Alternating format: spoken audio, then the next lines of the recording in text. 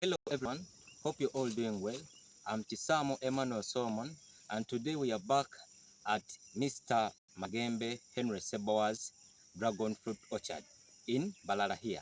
So today we want to look at what challenges is he facing, and we are following up. What improvement is he doing? Any research has he ever done? So please subscribe to our YouTube channel and keep watching, keep viewing. Let's connect to Mr. Henry right now. Yes, Mr. Henry Magembe Seboa, it's a pleasure to meet you again. And today we want our dear viewers to know the challenges that you're facing. How are you overcoming them? Please, you can introduce yourself and we go on. Well, as I said earlier, I'm Henry Magembe Seboa, dragon fruit farmer, Uganda and Mbalala Mukono. I'm not just going to say like challenges, a lot of things do happen in the garden. That's why I always encourage my fellow farmers to to always check on their garden, always to check on their garden, such that they can realize what is going on in the garden. What are the challenges these plants are facing. So, well, as said earlier, we have a few diseases because those are some of the challenges. Yes. Diseases, pests, such things are becoming more and more effective to our gardens. First and foremost, in our garden, before it was raining, before it was drought, but everything was okay. But when it started raining, there is a certain disease called anthracnose. That is a bacterial disease, and it affects the leaves. These are the leaves of the cactus.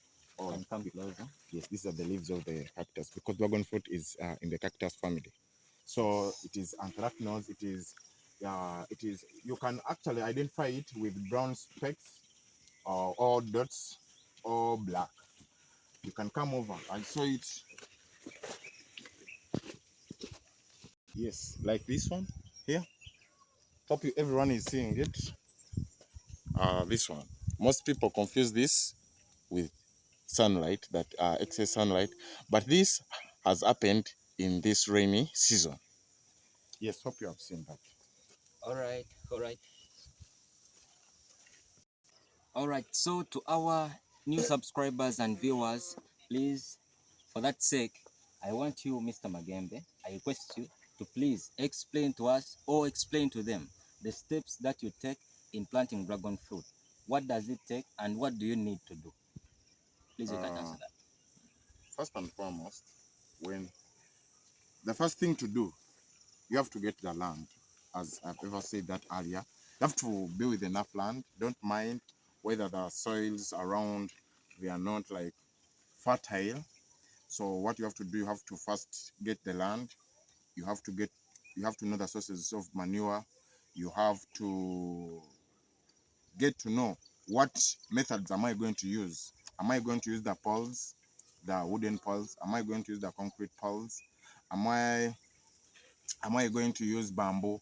So you have to first think about a lot. You have to first think about a lot of things. Don't mind whether it is drought. Don't mind whether it is rainy. Secondly, you have to get the suckers or the cuttings or the seedlings. In that I mean, we use these as suckers, as seedlings, because it is when you use seeds, my friend, it will take a lot of time. Yes, thank you. Yes, that means your advice to anyone who wants to engage himself in dragon fruit farming is to use suckers. Yes. All right, thank you. So right now, I would like you to tell us what are the challenges so far you're facing. So far, how are you overcoming them? So any challenge you're facing, please you can tell us so that we can relate. Is there any farmer also facing the same challenge? And how can they also overcome it? Thank you. Okay. Well, as I said earlier, I've talked about the anthracnose. I've talked about it earlier, as because you have asked me the challenges I'm facing. And remember, most those people who are doing farmers, not only in dragon fruits, they also face different challenges. But me specifically, I'm in dragon fruits. So I talked about the anthracnose because I don't know whether it affects other plants, but specifically it affects the dragon fruit. Dragon fruit. Yes, there is also what we call leaf spot. They come like black dots also on black or brown spots on our leaves, and that can cause drooping of the what of the plant. And when the flowers are on, they can also start dropping down because of the leaf spot, and it is also a bacterial disease. So there is also what we call root rot. That also is common, very common in the rainy season. As you are seeing that we are in rainy seasons, but as per now, I've tried my level best to fight root rot. My level best. It is also a bacterial disease. It is a bacterial infection. So what you have to know, all in all, some can be overcome when you always come to your garden. You always use proper methods. You always the sanitation you use is okay. Everything when it is well planned. All right. Yes. So, what can be your advice to a farmer who is facing the same challenges? You're saying that he has to come back for a daily checkup of his garden. And what else? What interventions are you taking to minimize these challenges or to make them extinct in your farm or in your garden? Okay, thank you. First and foremost, you know the root rotting. There is the leaf spot, the anthracnose. There is powdery mildew. All of those ones. First and foremost, the sanitation. Sanitation is crucial. Hygiene. Yes. What the instruments you are using, the like for example this one, the sokatoa, the knives, when you are pruning, are they not affected? Because some people tend to go in the banana plantation, they use the same knife. Those in the banana plantation, they also have their diseases. You can get the disease from the banana plantation, then come to your what? To your dragon fruit. Yes. Secondly, pests. We have pests that are like that disturb us, like the snails, the caterpillars. Some people don't experience that in those things in some regions, but slangs are more common in the rainy season. Mm? So those ones you can use. I've ever talked about that. You can use the organic method. Because me, I use organic methods in most cases. Yeah. I use the organic methods. You can use. I told you can mix vinegar. You mix with ash and salt. You apply, and you don't have like to come during day. During day, it is very difficult to find the slangs. They are nocturnal. They are nocturnal. They are active at night. So you have to come at around 6 p.m. 6 p.m. You apply. There it will be effective. Yes. Hygiene. You have to use bactericides and insecticides for those people who use chemicals. Mm? And lastly, what you have to know, you have to introduce or to maintain, actually to use beneficial insects and microorganisms. Yeah. There are some insects that feed on those slangs, so they can also help you out to overcome such problems. All right. Thank you. So, to a farmer there, that means you're also encouraging that farmer Yes. who doesn't want to, who wants to go organically in Yes. farming, to also handpick Yes. handpick the pests Yes. and so on. Thank you. So, still on the same note, I would like you to put more emphasis to a farmer who wants to do organic farming, because mainly people are facing a lot of challenges due to the fruits they are eating, which are chemically, or to those people who use chemicals. So, what could be your advice to that farmer there? And for you here, if you get the fruits, how are you selling them? Do they want organic fruits or fruits that contain also chemicals? What could be your advice there? Thank you, Mr. Emma. My first advice is one: when you go to the market, most people do ask, are these fruits organic or they are applied with chemicals? So most people love organic fruits. That's why I would love to encourage each and everyone. I'm not against anything. For those, there are some people, for them, they don't mind. They can eat those with chemicals. They can use those ones with those who are organic, which are organic. So it doesn't matter. It doesn't matter because there are specific people. There are specific people who say that me, I want organic ones. Yes. So that's why me, I decided to be on the organic side. Yes. The organic farm. Yeah. So I encourage people to also get involved in organic farming. It is good, well good, and it is life. It is all about life. Yeah. Yes. Yeah. So far right now, Mm. you have said it's a rainy season, and I can also see. Yes. How are you overcoming the challenge of this rainy season? Mm. What are you taking? What are you putting into action? Well, what I'm putting into action, I have to do a daily checkup on each and every plant. You may see that it is not easy, but I make sure the measures being taken actually are a lot. I do a lot of things. Yes. I do little terracing. I don't make a lot of reels, heavy gullies. I don't, because when I do those heavy ones, actually, since we have people around, they can be breeding areas for mosquitoes, and I want me like, and they can also attract what we call the fruit flies, Yeah. the waters. They can also attract the fruit flies. So that's why I don't do deep gullies. I do little terraces, little, which can just give, which can stop on the speed of running water. You get?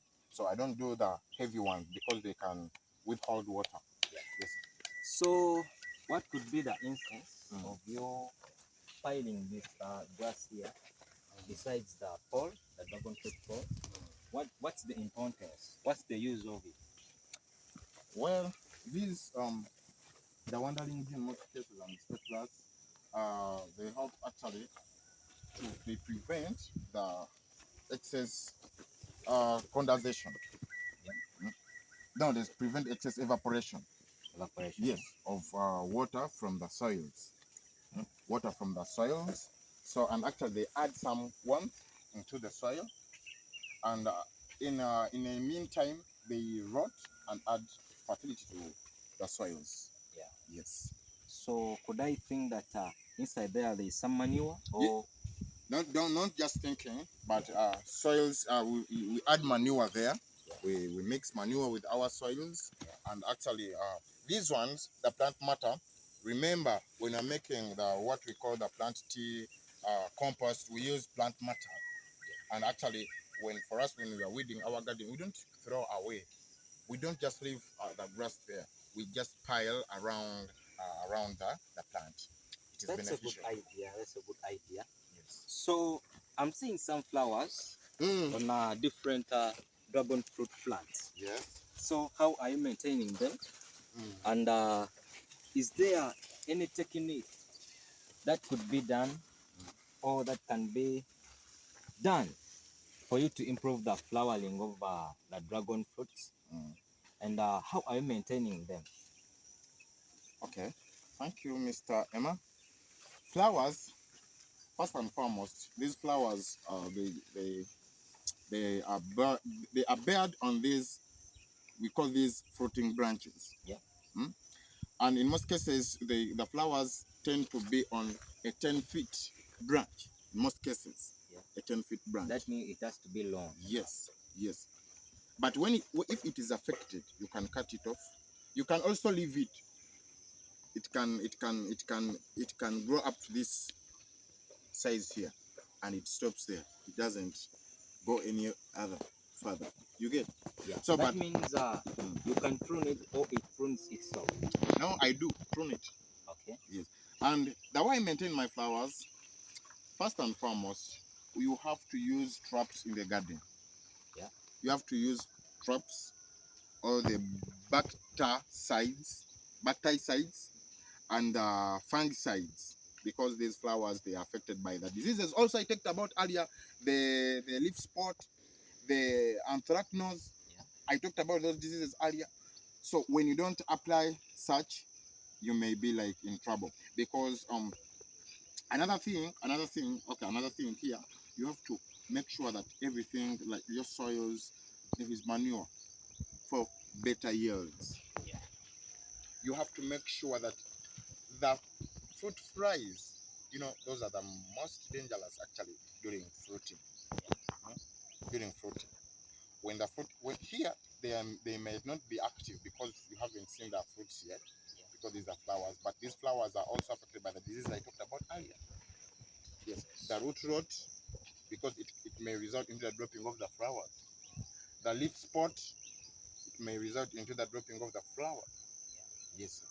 That means a flower can, you have said aborting. Yes. Also flowers, they Oh, abort. Dragon fruit, they abort. Yes. You know, Thank it's mainly in medical fields that refer to them as abortion. Yeah? So even here, I'm amazed to hear that also dragon fruits, they abort. Yeah, actually, I've ever told you that sometime back, the first time you came here, abortion. Let me first tell you one thing. Yes, in medical fields, they say abortion, abortion. We quoted that knowledge. Yeah. And we got that knowledge from, actually, I don't know what they based on, but I just think that they bought that knowledge from there. When these branches are still young and it brings a flower, it means food is not enough to be supplied to the branch and the flower. They abort. In most cases, is a result of a flower being outcompeted, and also lack of nutrients. It can also be the cause of the what, of the abortion. Yeah. Yes. So those are some of the reasons why fruits, why the flowers they abort, why dragon fruit aborts its flowers. Oh, come here and you show them this one. Is this also a flower? Yes, sir. It's a flower. Okay. Yeah, it's a flower. That's It's a flower. And what could be this type of a flower of a dragon fruit? Well, this is a Moroccan red. You can really see this is a Moroccan red. So here you have got different types of yes, exactly. dragon fruit. Exactly. What could they be? We have the we have the Moroccan red. We have the Moroccan red. We have the Vietnam white. We have the EP, the Ecuador parola, or the yellow dragon fruit. We have the black dragon. Yes, yes, we have only those varieties we are concentrated in, but very soon we shall be adding more and more and more. Yeah. So, to anyone there who would like to practice dragon fruit farming, yes, what advice could you give him, and how can he or she reach onto you? Well, thanks very much because you decided to use my YouTube channel. Yeah. Thank you as well. Those people who would love to reach to me, they can check on my profile. They can check on my profile of YouTube. My number is there. They can WhatsApp me. They can call me. Yeah. For the seedlings, for the advice, for the everything, each and everything. I'm ready for the questions about dragon fruit. Yeah. Okay, thank you. So you are a youth.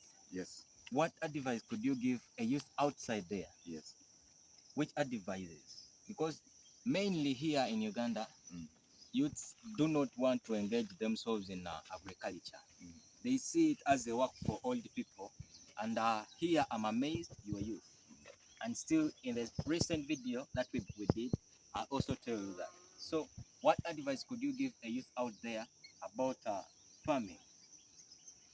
Well, thank you. Here in Uganda, we have a saying that says that agriculture is the backbone of our country. Yeah. And most of us, when our parents were educating us or making us fall into agriculture, it was really a tug of war. But with the time, we came to love agriculture.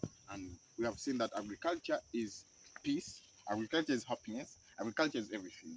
Yeah. It is not all the case that what you have learned, you're professional, it is going to make you reach what you want. But in most cases, when you have agriculture, it is a backbone. You get what I mean when I say that it is a backbone. So I would encourage each and every youth to come and engage in agriculture. You can So, come in dragon fruit farming mostly, and other areas of concentration in agriculture. so far for me, I wanted you to tell them Mm. what are you gaining from agriculture, the different platforms that you are on, and different people that meet you. Okay. Just encourage a youth there to start engaging in agriculture. Okay. First and foremost, agriculture. I'm studying. I'm doing telecom engineering at UICT. So my tuition, I get my tuition from agriculture. The tuition from agriculture to support my siblings from agriculture. A lot from agriculture. Yeah, agriculture supports my siblings, and actually, I also, it is part of my entertainment because I feel like agriculture is part of me. Yes. That means you're passionate about agriculture. Exactly. That's very good. So to anyone there, I would love to tell you to engage in agriculture because agriculture is everything. We couldn't be alive if agriculture was not there. I thank you everyone for watching, for subscribing. I remain Chisamo Emmanuel Solomon here at Tembalala Mukono, the Dragon Fruit Farm. Thank you.